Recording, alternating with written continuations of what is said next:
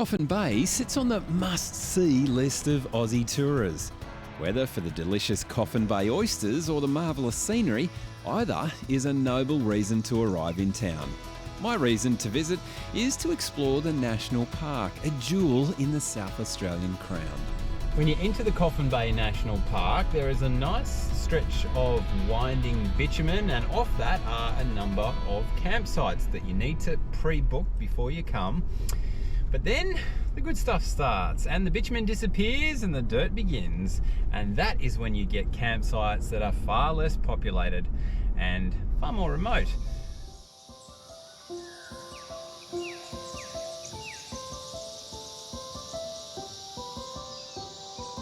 Caravans aren't recommended in the further reaches of the park, so I dropped the easy trail at the Big Yangi campground and headed north with Josh tailing in the Everest.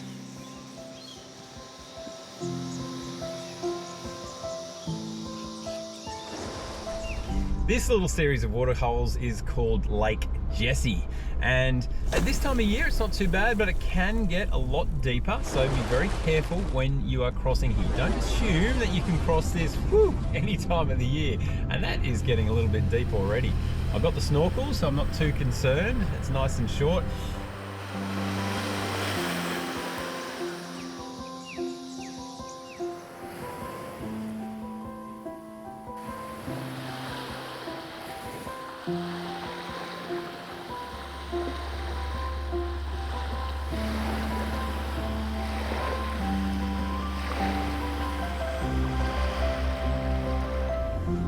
Jesus, bloody stunning and bloody soft. Sand's not particularly hard here, is it, Josh? I was just saying it's a bit soft, but I'm happy to be here, and I'm happy to put the pedal down a bit more just to keep going further. If only diesel was 15 cents a litre, hey?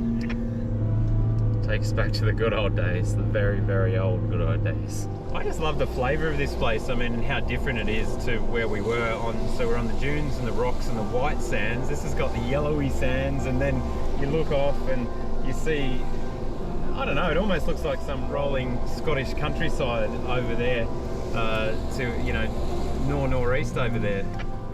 Yeah, 100%. When we popped through that sort of gateway to this beach, that's exactly what I was thinking. And this whole trip I've sort of been seeing, you know, places, obviously we know where we are, but there's so many places that just look like different countries and different worlds.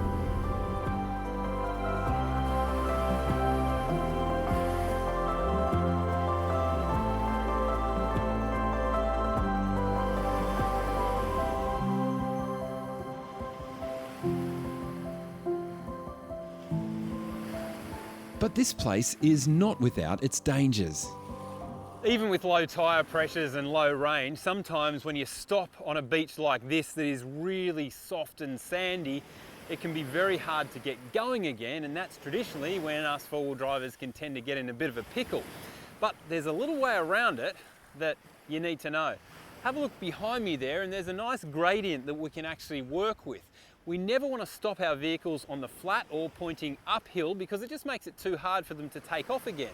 We want to park them where possible on the downhill, and it's as simple as hooking a bit of a left turn and then parking them on the downhill and letting gravity do the hard work, and we want to take off again. So then we don't need to grab the exit tracks.